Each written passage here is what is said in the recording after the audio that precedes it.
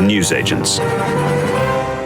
Smith was pronounced deceased by physicians at 8:25 p.m. Central Standard Time. Smith was holding his breath as long as he could. He struggled against his restraints a little bit, but there's some involuntary movement and some agonal breathing, so that was all expected and is in the side effects that we've seen or researched on nitrogen hypoxia. So nothing was out of the ordinary what we were expecting. It's nothing out of the ordinary. That was Alabama Corrections Commissioner John Hamm addressing reporters on Friday morning. He couldn't have been more wrong. What he was talking about was unique. It couldn't have been less ordinary. At the Holman Correctional Facility in Altmore, Alabama, in the middle of the night before, 58-year-old Kenneth Eugene Smith became the first person in the history of the United States to be executed using nitrogen hypoxia. He was suffocated, gassed to death. It took him 22 minutes to die. He held his breath. The story is gruesome enough. It gets even weirder. Smith was executed by poison gas because lethal injection hadn't worked on him the first time around. His case has attracted worldwide attention. The man they couldn't kill until they did. The United Nations has condemned the United States for using a method of execution which is a potential form of torture and degrading punishment. And here's the thing, why it really matters. Beyond our grim fascination with the gallows, we might be seeing more of this. On this episode, we take you through how it can be, why it is that the United States government may end up gassing more and more of its own convicts who remain, whatever their crimes, their own citizens. It's Lewis here. Welcome to the News Agents. An Alabama inmate is dead in the country's first ever execution using nitrogen gas. America woke up to the news that Kenneth Eugene Smith never would again. Overnight, he'd had his last meal, steak, hash browns and eggs, 8 hours before he was led to the execution chamber, which was quite literally a gas chamber. The Supreme Court, in a 6-3 decision, liberal justices on one side, conservatives on the other, refused to order the state of Alabama to stop. The execution was watched by members of his family and Smith's spiritual advisor, Reverend Jeff Hood. What we saw was minutes of someone struggling for their life. We saw minutes of someone heaving back and forth. We saw spit. We saw all sorts of stuff from his mouth develop on the mask. We saw this mask tied to the gurney and him ripping his head forward over and over and over again. Smith had been on death row for decades. He was convicted of a first-degree murder in 1988, the murder of Elizabeth Dorleen Sennett. Her husband, a pastor, had paid for her killing, the going rate of $1,000 apiece for the killer's trouble. Smith was just 22 years old. Sennett, who was 45, was beaten with a fireplace implement and stabbed in the chest and neck, and her death was staged to look like a home invasion and burglary. In Smith's second trial, the jury recommended a life sentence. The judge, though, overruled it and sentenced him to death. He had, from that day on, a shadow life on death row. In those years, he began to navigate the long and winding appeals process. Eventually, in 2022, he'd exhausted all of his options. The governor rejected an appeal for clemency, and a date was scheduled for his execution on the 17th of November, 2022. But it went wrong. Attorneys for Kenneth Smith say their client stayed strapped to a gurney after an appeals court ordered a stay of his execution. Following that decision, Smith's attorneys say that he was repeatedly jabbed with needles in his arms and hands. They say he was also injected with an unknown substance believed to be a sedative or an anesthetic, both of which he previously objected to. Smith's attorneys say this went on for another hour until the state called off the execution. On the night of the 22nd, he spoke to his wife, said his goodbyes. At 10 p.m, they placed an IV in his arm. They didn't find a vein. Instead, apparently spending about an hour injecting his muscle, injecting his collarbone. All the while, Smith pleaded with them to stop, telling them they were getting it wrong. It was even said he was left in an inverted crucifix position while the officials left the room to work out what was wrong. After an hour and 20 minutes of failing to kill the man, they gave up. Smith, exhausted, terrified, hyperventilating, was unable to raise his arms or walk unaccompanied to leave the room. It was this failure which extended Smith's life, but which was quite literally only a stay of execution. The family of the victim, themselves presumably traumatized by the nearly executions, responded to the news that the deed was finally done. It's kind of a bittersweet day. We're not going to be jumping around, hooping and hollering, hooray and all that. That's not us. Kenneth Smith made some bad decisions 35 years ago, and his debt was paid tonight. This isn't the first botched execution with lethal injection. There is more and more focus on its shortcomings, the idea that patients don't die instantly, that it takes a long time, that their pain is merely masked because they can't call for help or express their anguish. One of the main drugs used, midazolam, has come under more and more scrutiny after a series of botched executions that suggest the drug does not work as intended, with patients taking a long time to die and suffering horribly in the process. In 2014, despite having been administered midazolam and declared sedated, Oklahoma inmate Clayton Lockett writhed and struggled on the gurney for some time, only to die 43 minutes after his injection. More prosaically, the other reason American states might be turning to gas is because they're just running out of drugs. The state of Oklahoma doesn't have enough lethal injection drugs for an execution set for Thursday. Clayton Lockett is scheduled to die for a 1999 murder. He and another inmate are suing to delay their executions until the source of their execution drug is revealed. More and more pharmaceutical companies are worried about being sued and so have refused to supply lethal drugs. The tightening of EU law to authorities which may use drugs for human executions has reduced the supply further, so states have started to think, what's the word, creatively? Beginning in 2015, Oklahoma, Mississippi, and then Alabama became the first 3 states to authorize the use of nitrogen hypoxia in executions. South Carolina has passed legislation authorizing firing squads. At least one other state, Nebraska, is considering a bill that would authorize the use of nitrogen hypoxia. They last executed a prisoner in 2018, its stockpile of lethal injection drugs expiring, and it has no way left to execute the 11 people on its death row. And there are those in America who worry that this is just the start, that with the Supreme Court unlikely ever to rule against a state over an execution method, it never has before, it will become more and more common to see American states gassing their own convicted citizens. It wouldn't be the first time that necessity had required an unusual method of execution. The electric chair was born out of concern that hanging was too cruel. These things are cyclical. So where does this leave the reputation of the United States? Will this method spread? What does it say about American society and culture that it might? Someone who knows the American justice system very well is Clive Stafford Smith, human rights lawyer, someone who has represented dozens of inmates on death row, some of whom he saved, some of whom he hasn't, some whose executions he's literally witnessed. So Clive, you have followed cases such as this for a long time. You're very familiar with death row, that horrible phrase in the United States, and people who've been on it. Did this case and what has happened in Alabama still manage to shock you despite all that? Well, it has. I've been involved in this for quite a long time because for the last 35 years we've been fighting lethal injection, which they said was the kind of gentler form of killing. And finally, that's been proven to be false, and partly in Kenny Smith's case, because he was the third botched case in a row with lethal injection in 2022 in Alabama. So then they turned to this new form of execution. Why has lethal injection started to become a problem? Well, there are various reasons. One is it's always been a problem. I've witnessed 2 of my clients dying by lethal injection. And while I thought the gas chamber was ghastly when they killed a couple of my clients in the 80s, we got rid of that through suing them on the 50th anniversary of the liberation of Auschwitz. The electric chair was always horrible, 2,400 volts of electricity through you. But lethal injection was dreadful too for a series of reasons.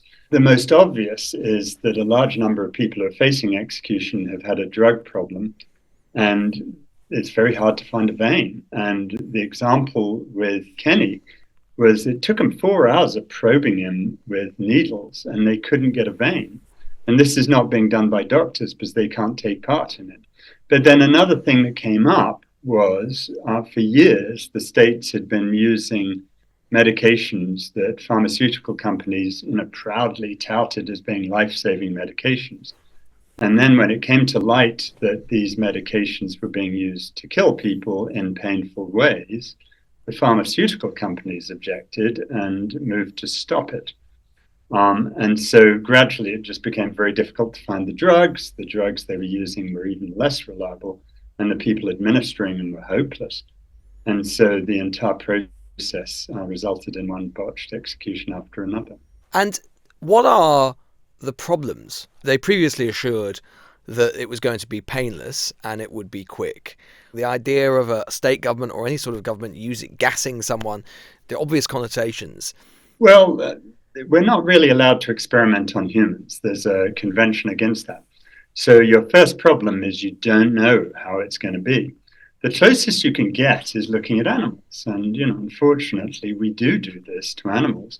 And the veterinary profession has refused to use what we call nitrogen hypoxia to put animals to sleep because they consider it to be inhumane. Veterinary professionals won't use this gas on animals. Exactly. You would think that would be enough, right? Because that's really the only way you can do the testing. And, this is utterly bizarre. I've been campaigning against that for some years now, ever since it was first touted by our very own Michael Portillo 15 years ago in a Horizon TV program. And that's really where it comes from, this whole mad idea. So, sorry, just explain that. What has Michael Portillo got to do with what's happened in Alabama? Well, your tone of voice is entirely correct, because it's a bizarre thing. But this whole notion of nitrogen hypoxia, which is a nonsense term, it doesn't mean anything. It just means suffocation by taking away your oxygen and just giving you nitrogen. Where that comes from, that original idea, was 15 years ago, Michael Portillo, who originally voted to reintroduce the death penalty into Britain, but then changed his mind at the next vote, was doing a documentary, and he went through the various forms of execution that the US were using. And justifiably, Michael decided that all the current forms were pretty barbaric. And if you're going to have the death penalty, his position was you need to do it in a better way. And he ended up going to the Netherlands, where he met with some people from the Dutch Air Force, and they were studying the impact of high flying, where you had very little oxygen, and they had some simulator of nitrogen hypoxia, as they called it, which was, where you have high values of nitrogen. And they put Michael in that, but he was protected, of course, by a TV crew who didn't want to kill him. And he came out of that experience saying, wow, this is a great way to gently, kindly kill people. And of course, that's just silly television, because it's very different when he does it for a TV program than when Alabama does it to kill Kenny Smith. There are all sorts of very, very predictable problems. The first is what happened last night. Kenny Smith held his breath for as long as he possibly could. So that took quite a while.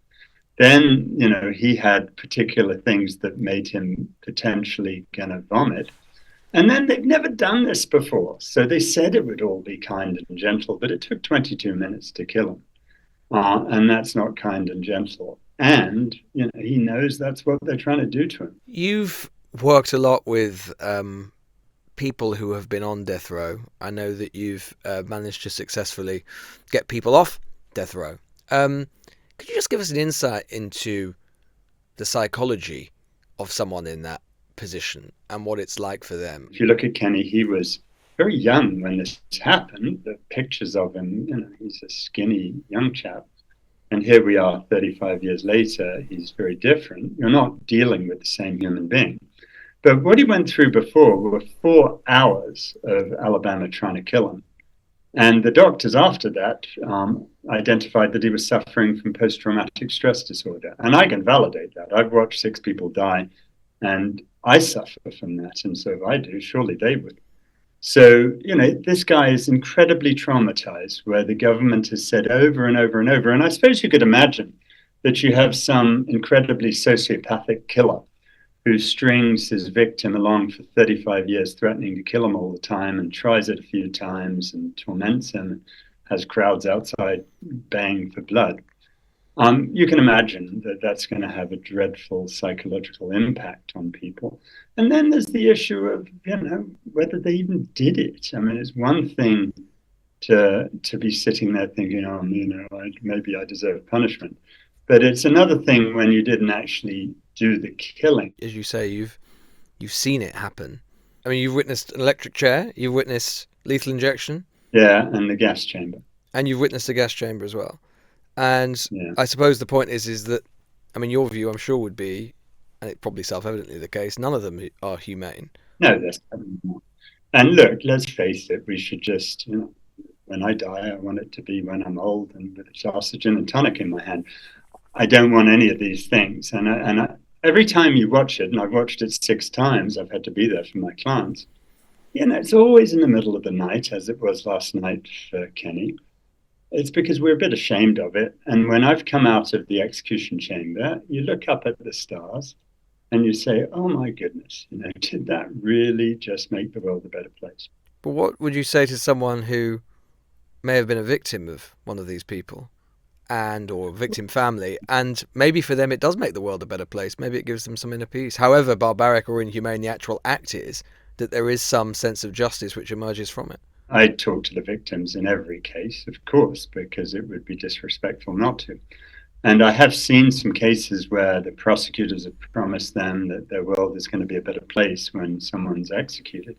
And it just turns out to be a lie. And, I remember one case I had in Louisiana where the victims were so desperately keen for my guy to get killed that then they were just as heartbroken and miserable afterwards, and it just doesn't solve anything. Are you concerned that with this case, that as a result of some of the difficulties with lethal injection and other methods that you've identified, that the means of using gas to execute people might become more common in the United States? I think it will become more common, but I think this has been a massive own goal. Because if you think back to the 1970s when they started lethal injection, they promised us it would be kinder and gentler. And it seemed to be to begin with, because no one was really looking carefully. This is their first try with this gas, nitrogen gas. And it was a disaster. And so I think it's going to help in the longer term to bring light to a very dark place. But on the other hand, that doesn't help Kenny Smith, and it doesn't help the 2,600 people who are currently facing execution. So we're going to go down before we come up. Have you ever worked with a client who felt that they deserved what was happening to them, or what would happen to them? Oh, I don't think I've ever had someone who deserved it. There was one guy years ago who believed in the death penalty for everyone else and not for him. There are people who are horribly sad and remorseful about what they did. And there was one wonderful situation where my client, who was deeply, deeply mentally ill, met with the victim's mother and, apologized to her for what he had done. And she became a firm advocate for him not even to be in prison, but to be in a mental hospital where he belonged. And those are very heartwarming experiences. And I admire Lorelei Guillory, the mother there, as much as I admire anyone in this world. But no, I don't think I've ever met a client who thought he should die. I've met people who thought they should be punished. I understand that. You've got a great deal of familiarity with the American justice system and the states which still practice execution, capital punishment. What do you think it is about American political culture, American cultural life more generally, particularly in those states, which is still so wedded to capital punishment as a means of justice in a way that most European states have long ago left behind? Having dealt with both systems, the British system is far worse than the American system in terms of the justice system. My wife just got through representing Andy Malkinson, who was recently exonerated. You look at the postal workers system. Those would not happen in the same way in America because we got a constitution, we got power, we can stop that. Now, the death penalty is an obvious exception to that, and the Americans are even more vindictive than the British government in terms of throwing more and more, ever more people in prison. But nevertheless, we shouldn't be too sanctimonious about the US system. Now, I do think that the American people are told you've got a big problem, you've got lots of violence, you've got lots of crime. And they're not told that the way to solve that is to get rid of all those guns, the 400 million guns in America, to do something sensible about drugs, to have a welfare system, to have a health system, which would do far more about preventing violent crime. They're told instead this notion that if we execute a few black people, that's going to make things better. And of course, that's nonsense. We know it's nonsense. There's 20 people executed a year at the moment in the US, and that's not going to make a difference in a country of 320 million with 40,000 homicides each year. And you said something very interesting just now about the difference between the British and American system. And you said that for all of the inhumanity and the vindictiveness sometimes, maybe even the bit of bloodlust you can get with capital punishment, that the British justice system exhibits tendencies which can be far worse. Could you just expand on that, what you mean exactly by that? Well, look, I don't know when you last read the US Constitution from front to back. Quite often. It's a sort of sad thing that I do, unfortunately. Well, you're a sort of pathetic person like me then, obviously. Correct. It's a litany of everything that the colonists complained about in 1789 or 1776. And they're all still true today. When you look at the British criminal justice system, oh my goodness, it's a nightmare from beginning to end. I was sitting in a trial in Bournemouth recently. I couldn't believe what was going on. They had a jury. Where they got them from, I have no idea, but there were 12 white people with 11 of them over the age of 40 and 6 of them over the age of 60. Where did they get these people from? And in America, we'd automatically have a jury challenge to that. We're allowed to talk to jurors in America. Where our client's not in some box, where the juror is looking at him saying he's guilty. That in Britain, the guy couldn't even hear the witnesses in his own case. When he took the witness stand, they had a cop standing next to him to make it clear he was guilty. I mean, it's just shocking. They didn't subpoena witnesses. The lawyers hadn't done any factual investigation. I'd gone to the scene and I could tell them that what the police were saying was physically impossible, but they'd never been there. The English system is just, to me, a total anathema.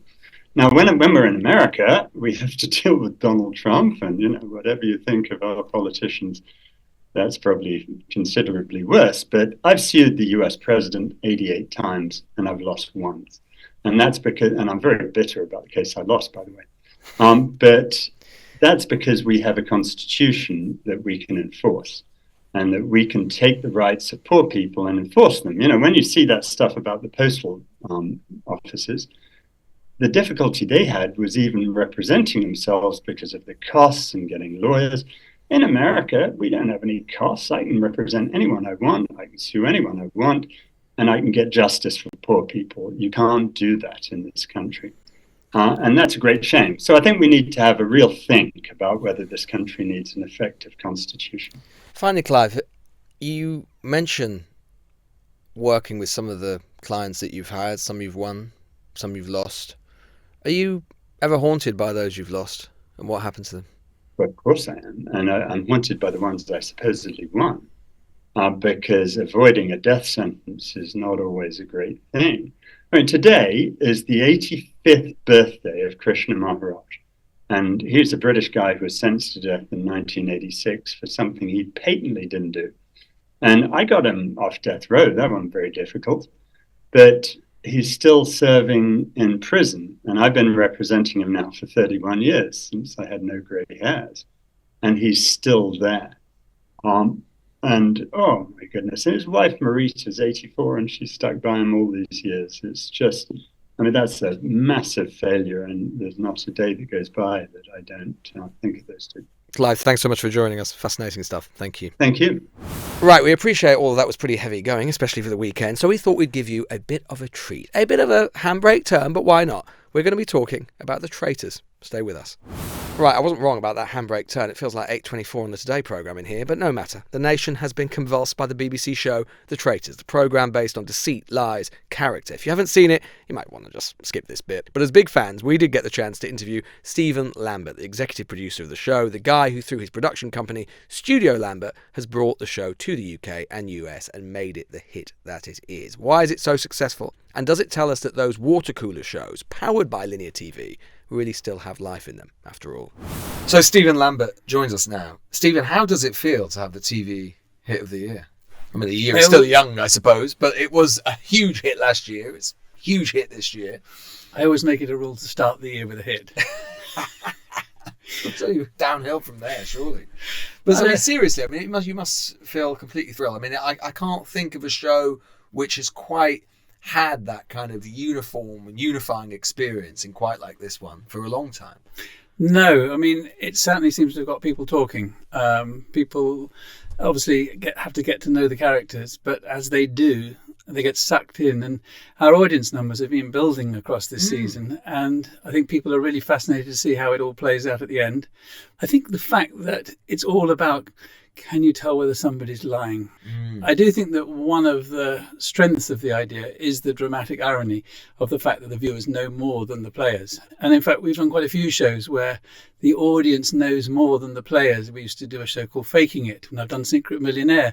These are all shows where the viewers know more than the people that are being filmed. And actually, that's a very enjoyable thing. I think the viewers feel kind of omniscient. They understand what's going on. They know what's going on. I think, how stupid are those people not to realise it? It makes the viewers feel good. The show is sort of about psychology, isn't it, really? I mean, it's about psychology playing out, and you have different kind of character types. You have groupthink, you have herd mentality, and it is fascinating to observe. A friend who's a judge said, I think all judges should watch this because it will give them an insight into how juries work. And there is a sense in which it's a bit like the Salem witch trials. I think she's a witch. Let's burn her. I mean, what's so fascinating about the show is that although a certain amount of evidence starts to accumulate over the course of the series, essentially they're making so much of their judgment based on what they like saying, I'm going to rely on my gut. Yeah. And they've got so little to go on, particularly in the early and that's stages. What makes it interesting. You could argue, they ought to have some more clues and they should be able to work it out. But actually what's interesting is how, when you haven't really got any evidence, how you come to that determination and how you swing the opinions of everybody else over. There's been quite a lot of commentary about this series of the show, referring to the idea that production-wise, so many of the narratives which are involved are literary or Shakespearean even. I mean, people who've seen the show know that, one of the players, his mother was in there as well. No one else knew. They killed his mother. Then he vows revenge, And there was even a thread the other day which sort of basically assigned a Shakespeare character to every single contestant this year. I mean, to what extent are you actually, in production-wise, are you trying to construct these narratives or sort of thinking of kind of some of these literary tropes and so on? Is that something that's going through your head, or are you just thinking what's the sort of strongest story? I think everybody on the show is very well acquainted with Shakespeare's works in great detail. But I don't know that that's a real driver in terms of the process. I think what happens in the process is obviously an understanding of story, and people are cast because we're making a judgment all the time about the chemistry between the people, whether or not these are people that have interesting backstories, and these facts about their lives will come out in the course of the show, and crucially whether they have the confidence to take part, particularly whether they have the confidence to be a traitor. It's the decision as to who the traitors are is made at the very last moment after Claudia does an interview with each of them before they go into the meeting where the traitors are chosen. And so in just that last moment, we lock in as to who the traitors will be. So that isn't artifice, because I sort of watching that bit, I sort of thought, well, I'm sure they probably really know this is just sort of filling it out. But actually, it's still up for grabs. It's still up for grabs. I mean, obviously, we've got an idea as to who we think it might be. But and why do you choose certain people? Well, because we think that they will be able to do it. It's quite a hard thing to be a traitor. And we'd like to hear what they've got to say in that final interview with Claudia, whether they want to be a traitor. It's quite hard to make an initial traitor at the beginning of the series a traitor if they don't want to be a traitor. Do they all want to be traitors? No, it varies a lot. And some of them say they want to be a traitor, but they don't say it with much conviction, so we're unlikely to pick them. But even then, there's still more people want to be traitors than are actually chosen. I mean, the show is called a reality show, but going back to that point I was just making in terms of kind of the drama of it, I mean, isn't it to some extent, it's kind of like a drama show? And I've sat watching it, and so much of the commentary also has been to say, I mean, it is almost at times, partly because of the production, but partly because of the varying plots and the way that it's constructed, it feels like a drama more than the reality show. Is that right, do you think? Well, that's a very nice thing of you to say. I mean, it's not a drama in the sense there's no script, and we don't know what people are going to say. We don't know how the story is going to develop. The best unscripted shows or reality shows are ones where the producers don't intervene all the time, and we certainly don't intervene in this, partly because we don't think that's the way to get the best television, but more importantly, it is a real competition for serious money, and so the rules on sort of us not intervening are very strict. So in that sense, it's not a drama because we don't know what's going to happen, but it is a drama in the sense that the format design ensures a great deal of drama. Clearly it works because it's been made lots of versions in different parts of the world, and each one of them is compelling in its own different way, and that's what you're looking for in a format. We spend all our time trying to design formats that will essentially have a formula that you can reproduce, but each time there'll be sufficient variation that an audience will be fascinated, because the audience like both the familiarity of a format, but they also want sufficient variation to think. I mean, I'm amazed sometimes how interested people are in watching the same kind of format over and over again. And you mentioned the American version, which of course our very own former Speaker of the House of Commons, John Bercow, he's in this series, which I think we'll be able to watch in the UK quite soon. That is an all celebrity cast. Why the all celebrity for the US and not the UK? I mean, there's not been a celebrity version in the UK. It's all quote unquote ordinary people. Civilians, we call them. Civilians. Yeah, well, they're not civilians by the end. They're pretty war weary by the end, I think. But what's the reason for that? Well, the original Dutch version was with Dutch celebrities. Really? So it was really a decision that we made with the BBC to make the first British version without celebrities. Certainly in America, it's such a crowded marketplace. And we're on a streaming platform called Peacock, which is owned by NBC. They believe that celebrities or people that had achieved fame as a result of being in big unscripted reality shows in America would help with press, it would help draw attention, and it would get an audience to come. And it seems to be working. In Britain, the decision was, well, maybe we'll think about celebrities at some stage, but the best shows like The Apprentice don't have celebrities in them. Let's try it without, and it will feel more. If you don't have celebrities, if you have real people, civilians, the prize pot matters. If you're a celebrity, 100,000, yes, obviously it's lovely, but it's not as significant as if you're an ordinary person. They take the game more seriously. They take the game more seriously, and that we think is very important.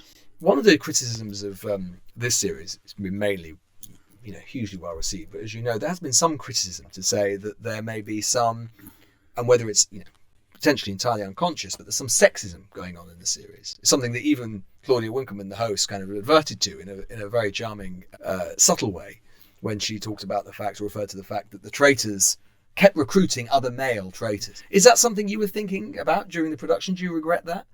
Well, again, it's a competition where we can't intervene. We started off with 2 male traitors and a female. We would have been very happy if, as the cast changed and traitors were banished and new traitors were recruited, more women had been chosen as traitors. But we can't do much about it. I mean, I think next season we will think about that and see whether there's a way in which we can shift it. But I mean, that really is the choice of the traitors. Could you imagine having a celebrity version of the British Traitors? I think it would be pretty entertaining. Are there any plans? Would you like one? We talked to the BBC about the future of all our shows, and that's obviously a possibility. Just hypothetically speaking, if either Emily Maitlis or John Sopel happened to be in the frame for such a show, who do you think would make the better traitor? Well, I think they'd both be very good. But since we then haven't had enough female traitors recently, let's go for Emily. I tell you what, it'll be a wild ride. It'll be an absolute wild ride. One last question. Linear TV and moments like this, the sort of moments that this series has created, it was supposed to kind of be dead, right? Just being in this office this week, our floor the other day, I walked to get a cup of tea. Not only were we talking about the Traitors, but a few paces down, the next table was talking about the Traitors, and the next table down, they were talking about the Traitors. I can't quite remember anything quite like that, certainly recently. Has the death of linear television been overwritten? Yes, I think it has. I mean, we've also had an extraordinary drama series this year that's sort of been more influential than any drama series I can remember. Mr. Bates versus the Post Office. Again, a huge triumph for linear TV. It kind of depends what you mean by linear TV. I mean, half the audience of the Traitors and more than half the audience of Mr. Bates is not linear in the sense that they're not watching it as it's being broadcast. People are watching it on the iPlayer or, in that case, ITVX. So if what we mean by linear TV is watching it as the broadcaster initially broadcast it, it still attracts a big audience. But what makes it a real talk about piece of television is the fact that people can catch up. And I think the fact that if you've got a show like The Traitors where it's stripped over 3 nights on BBC One, it means that you've got 4 days in which to catch up. So people, that's, I think, one of the reasons why we're able to grow the audience, because normally with a show, if you miss the beginning, you kind of, well, I don't know what's going on, I'm not going to watch. In this case, people have got time to catch up, and that's why they're then joining, and then they're maybe wanting to watch the actual live transmission of the show. I certainly think that today there will be a lot of live viewers for the final. Stephen, thank you so much for coming in. I'll pass some of these details to you. So, Queen of the Traitors herself. Thanks so much, Stephen. Right, that is it from all of us for this week. No John or Emily today, of course. They're off to the London Clinic in Marylebone, their usual hospital, of course, to give their regards to His Majesty the King and the Princess of Wales. If either of them are expecting a bunch of grapes, I suspect they'll be disappointed. Remember, you can catch up on all our shows from this week on Global Player and send us story tips and feedback to newsagents@global.com. Thanks to our production team on the Newsagents: Gabriel Radis, Laura Fitzpatrick, Georgia Foxwell, Alex Barnett, Rory Simon, Shane Fennelly, and Arvind Badawal. Our editor is Tom Hughes. It's presented by Emily Maitlis, John Sopel, and me, Lewis Goodall. Up next, Rob Bonnet with the sport. We'll see you Monday. Have a lovely weekend. The Newsagents. This is a Global Player original podcast.